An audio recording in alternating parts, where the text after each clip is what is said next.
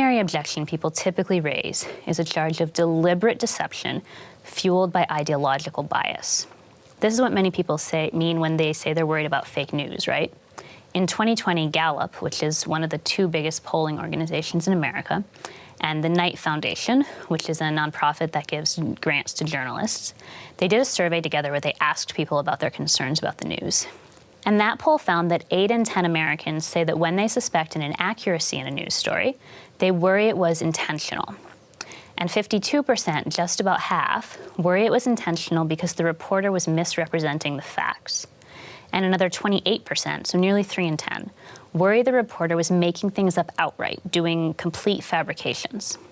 Only 18%, about 1 person in 5, was willing to say that maybe a reporter could just make an innocent mistake. Now, let's pause here for a second and think about your workplace and your colleagues, especially your more junior colleagues. Some interns maybe, some kids straight out of high school or college, or maybe a colleague who's there because of nepotism, or because they've been there 30 years and everyone feels like it would be mean to fire them even though they're still insisting on printing off emails. Everyone has lazy or incompetent coworkers, right? Or coworkers who are maybe on their way to being competent. They're working hard, but they're new.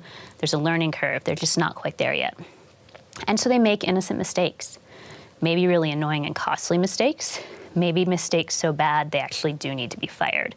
But generally innocent mistakes. It's fairly rare to have a coworker who is maliciously doing their job in a deceptive, wrong way, right? Now, let me suggest the key difference between your coworkers who make mistakes and journalists who make mistakes is not that journalists are more likely to be malicious. It's that we operate in public, and the internet means the public record is eternal. So every mistake is in print or on video forever.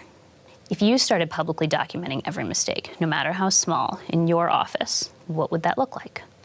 My guess is your industry or workplace might start to look troubled too, and it wouldn't feel great to have those mistakes out in the open for everyone to scrutinize. You'd probably feel a lot of pressure and maybe even some defensiveness when people in other jobs pointed to those mistakes to claim your industry is uniquely stupid or evil. The nature of journalism means our mistakes have to be public, and journalists know that going into this work. But that doesn't make us immune to feeling that pressure and sometimes that defensiveness. And you can imagine how that dynamic makes the relationship between the media and the broader public worse.